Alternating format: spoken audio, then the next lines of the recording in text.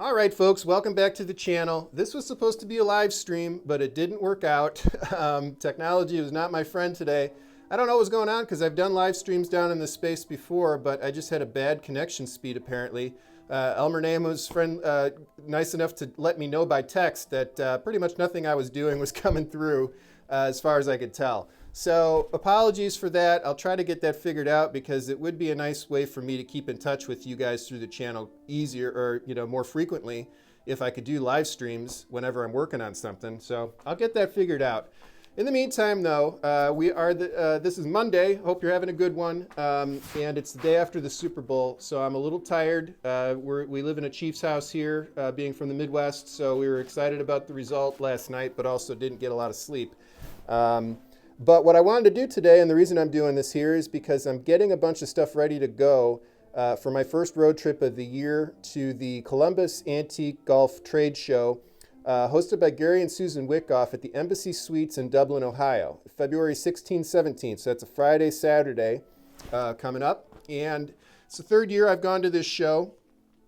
And this year, what I'm bringing is a lot of pre-35 Hickory golf clubs.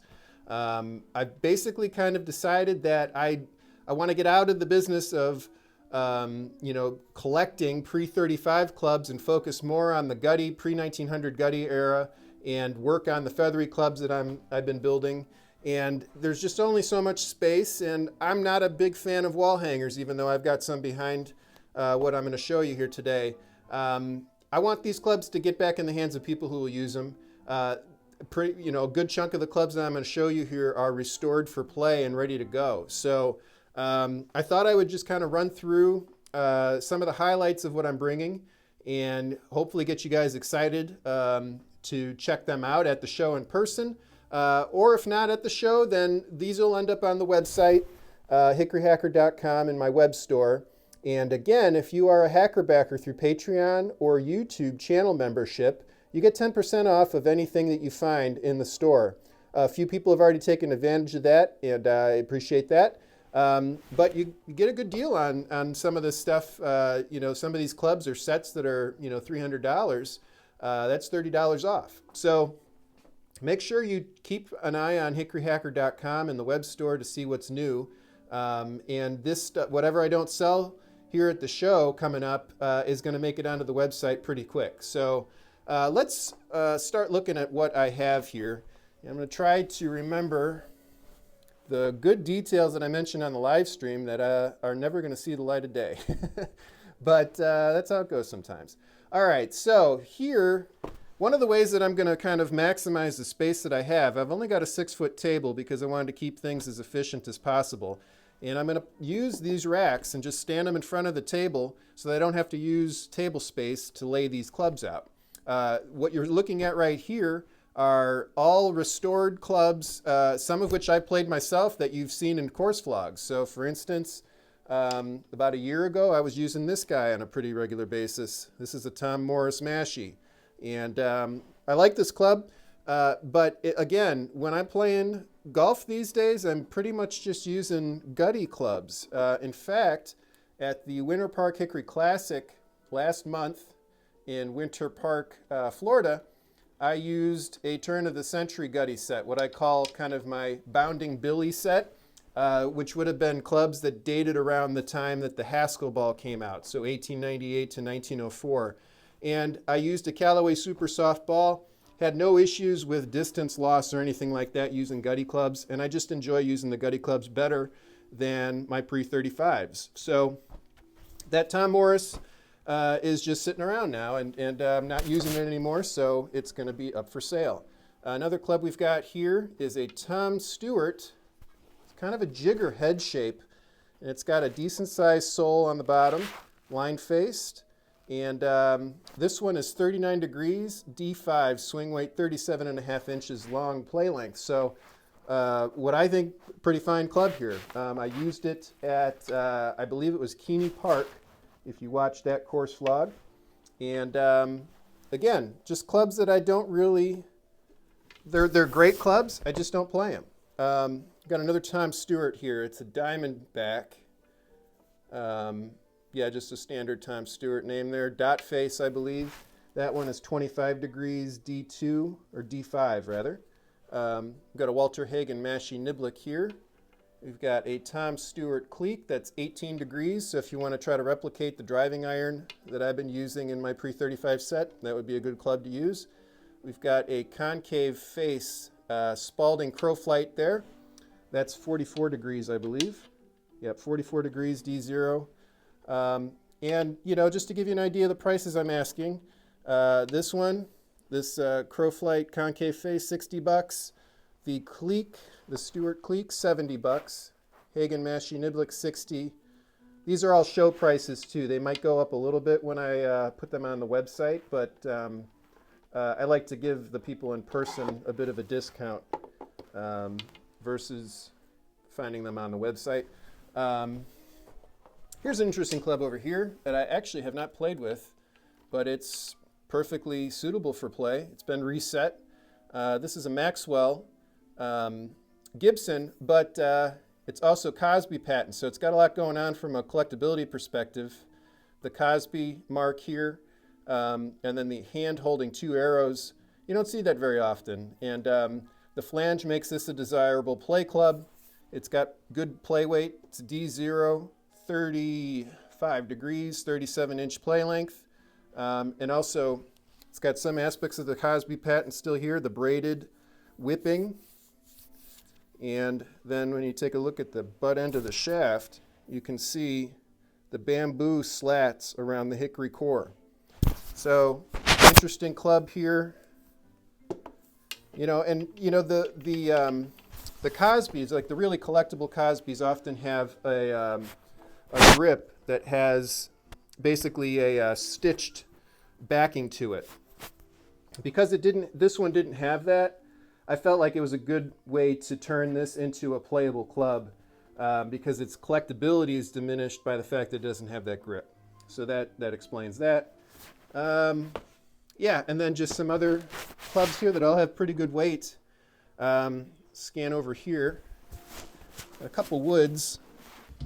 This is a D. Anderson and Sons. It's a brassy, but it's got a spoon loft to it. So it's 18 degrees, C8, 42 inches. I'm asking 110 for that. I will say too that, you know, the prices are kind of tough to figure out. I try to keep them, you know, easy, affordable for people to pick up if it's a club they really want, while also keeping in mind what I've got into the club. But I'll fluctuate these prices sometimes when I get to the show just based on what people are selling other clubs for that are similar. You know, and if somebody's interested and they just can't make it happen at the price I got, I'm happy to negotiate. So that's basically a starting point in a lot of cases. With some of these clubs, you know, I'm going to stick pretty close to what I've got on them because, like I said, you know, I think my prices are pretty competitive to start with. Let's just look over here. Here's a Crowflight Fancy Face.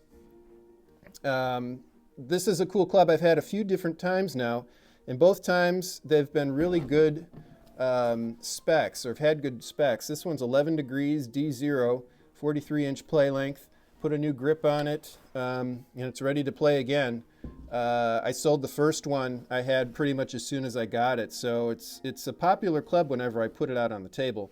And then I've got a newer replica here. This is a Tadmore, basically his version of the Mills, kind of like a hybrid.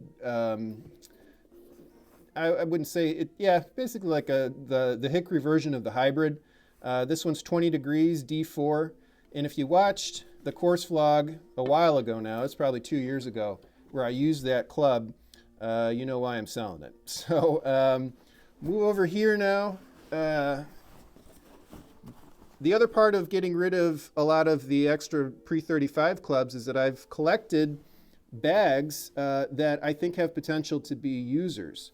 And what I mean by that is when you come across these bags, a lot of times the components that need to be strong for using them or for holding weight are, you know, deteriorated and they're blown apart. Specifically, this ring up here on the, you know, that the strap attaches to at the top. If you can see that there's a metal part underneath that leather there. And then this is the other part you often find deteriorated. This one's got just a little bit of a crack going, but it seems strong, and the stitching around this part is good, even though the stitching on this is falling apart. So bottom line is, I think this has potential to be, you know, a short set carrier if you want to use it that way. And if not, it's still a pretty cool looking bag just to have, you know, clubs in for display. And also comes with, this wasn't part of the original setup, but comes with this 4 head cover setup. So yeah, selling that bag. I'm also selling this bag over here, kind of a classic stovepipe bag. It's not structured, but again, solid construction, and it's holding up well in the areas where it needs to be weight bearing. So this one I would say you could definitely play with. I added this strap. This wasn't part of the original bag. And then this bag over here too. This is kind of an interesting one. It's got a stick that kind of keeps the whole back end rigid and opens up the mouth of it a little bit. And it's canvas. You know, looks like it's still capable of carrying a short set. I'm bringing, I think I've got 4 longer shafts in here. I'm going to bring these with in case anybody's looking for shaft replacements.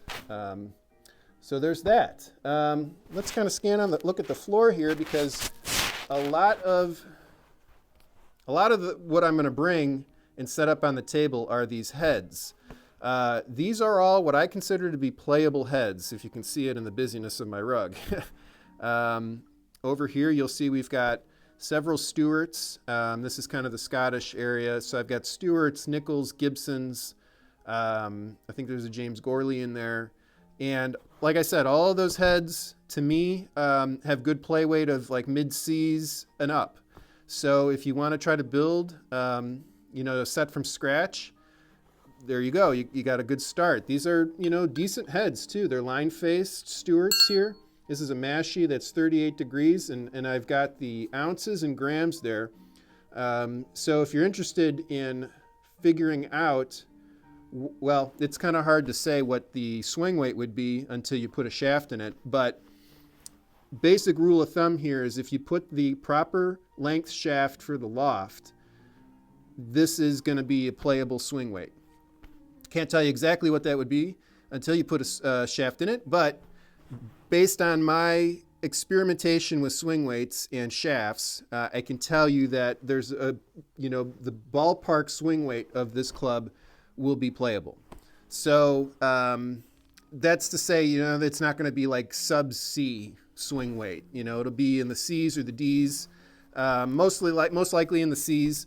But you can adjust that based on the length of shaft you put in or the thickness of the grip you put on it. And a lot of guys end up liking clubs that are a little bit lighter than I prefer, which is why a lot of these heads ended up in this bag. You know, if some of these were C7 and the shaft was good and I could put it in a heavier head, I took the shaft out of the head and then just kind of set the head aside, and that's why I've got a big bag of them. So I'm selling those. There's a Scottish ones here. These are the Americans. This is a bag full of crow flights. If you're looking for any specific head shapes or lofts, I'll have those there. I'm also bringing some of the, I believe these came from the McGregor factory when the McGregor factory closed. And I'll have these available for people if they want to try to, you know, try their hand at building their own brassy or building, well, they're all going to be drivers, but you could add a sole plate to that if you wanted. So that's basically projects. You know, I kind of look at it as if I was going to be at this show as a customer. What kind of stuff would I be looking for? And I'd be looking for projects because it's wintertime and, you know, there's still probably a month and a half or 2 months before most of the country is going to be able to get back to playing golf. And it's a perfect time to get in the shop and start messing around, building some sets, you know, pick up some clubs or heads for other people. You know, if you've got shafts laying around, you know, I'm hoping that they'll see the opportunity here to build some affordable clubs from scratch. Speaking of that, over here, I've got a bag of unrestored clubs that I'm just selling basically as is. And And that doesn't mean they're in bad condition. It's just they have not been restored in any way and would need to be in order to be played with, I would think. The exception to that would be these two left-handed brassies. These are Croydons. Really nice condition. They got the wrong period whipping on them, so that would need to be changed if you wanted it to be accurate. But you probably want to put a tackier grip on there as well, because that's the original grip. But 9 degrees and 14 degrees are what those two brassies are. So you could buy them as a set, or if you just need one, I'm selling them each $60 a piece, or both for $100. So that's the deal there. This is a left-handed flanged mashie. So that's kind of a rare club to find. This was a custom job, I think, that somebody did, tried to make their own deep groove mashie niblick. No other markings on it except for this RAL. What else do we have here? I've got some unidentified smooth face clubs here that are a little bit lighter than I like, but the gaps between them are just right to build a set around. So we've got a 42 degree club, 32 degree club, and a 23 degree club. Grips are original. They need to be reset. Everything needs to happen with these to play with. But again, I'm selling these 3 clubs for $150, which I think is a good start toward having a gutty set. I got a Stewart here. You might remember the video that I did talking about the different markings on Stewarts, and I used this club as kind of the basis for that. That's in here. What else do we have here? Here's some Stewarts that are actually playable well, they're not playable right now. I would recommend you reset the heads on these, but the swing weights are nice. We got a 52 degree niblick here, 27 degree 2-iron. It's got an interesting head shape to it. It's kind of got a concentric thing going on right there behind the sweet spot. And then a 4-iron, it's 38 degrees C6. So those Stewarts would be playable if you put them in, or got them in playing shape. Let's go over here. Last thing I want to show you is this huge tub of original grips that I'm bringing. A lot of the guys that go to the Golf Heritage Society shows are collectors, and if they got a tattered grip, they often try to find something that's period, just to make the club look like, you know, it did back in the day, look a little bit nicer for display. So I'm selling these for $5 a piece, and I'm hoping that they'll find a home. I save everything when I take them off a club, because you never know when you might want to use it or repurpose it. So I've got a ton of these grips. There's 100 of them in this box, and I've got more than that even. So yeah, I think that looks like it's about it. But that's plenty.